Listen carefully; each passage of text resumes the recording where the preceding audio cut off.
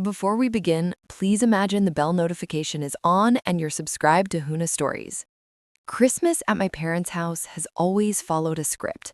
The same dishes, the same seating arrangement, the same hierarchy. My sister at my mother's right hand, me somewhere near the end of the table, close enough to be present, far enough to be peripheral.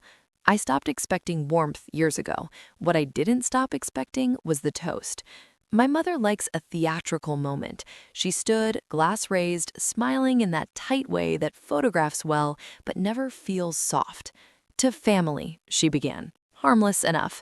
Then she added, "and to the thousands we spent raising a disappointment." The laugh came quickly, sharp, scattered, practiced. My sister didn't even hesitate. She clinked her glass against Mom's like it was clever. I felt my wife's knee press gently against mine under the table, a quiet anchor. This wasn't new. I've been the family's cautionary tale for as long as I can remember. I chose a career they didn't understand, married someone they thought was too simple, didn't perform ambition loudly enough. Meanwhile, my sister performed it beautifully. Designer bags on credit, luxury trips partially funded, a condo she couldn't quite afford without temporary help. Temporary has lasted 8 years. I didn't respond right away. I let the laughter taper off. I let the air settle. Then I unlocked my phone. I opened my banking app and sent my mother $1. The note field read, "Debt settled." My phone buzzed with the confirmation almost immediately. She glanced down at her screen, confused. "What is this?" "You said you wasted thousands raising me," I said evenly. "I figured we should close the account." There was a flicker across her face. Not hurt, not quite anger, something closer to losing control of the room. My sister leaned forward. "Oh, please don't be dramatic." I hadn't raised my voice. That was the strange part. She smiled, that polished smile she uses when she wants to diminish someone gently. "Next year, don't bring your pathetic little family. You lower the tone." The table went very quiet. For a second, I watched her, really watched her. The diamond bracelet I paid for when she said her card had been compromised, the car outside with the lease partially secured by my co-signature, the supplementary card in her wallet tied to my account, just in case. I took a slow sip of my drink. Then I looked at her and said to my sister, living like a queen on my money until tonight. No shouting, no flourish, just information. My father shifted uncomfortably in his chair. My mother tried to laugh it off. "Don't start." I didn't start anything. Dinner resumed in fragments. Conversation stumbled. My wife squeezed my hand once under the table. I didn't elaborate. There was nothing to debate. We left earlier than usual. On the drive home, I didn't feel triumphant. I felt strangely clear. For years, I told myself the money didn't matter, that I was helping, that I was strong enough to absorb the imbalance. But what I was really funding was a narrative that I was lesser, yet useful, the disappointment who could be mocked publicly and relied on privately. When we got home, I sat at my desk. I opened each account deliberately. The authorized user card under my sister's name, removed.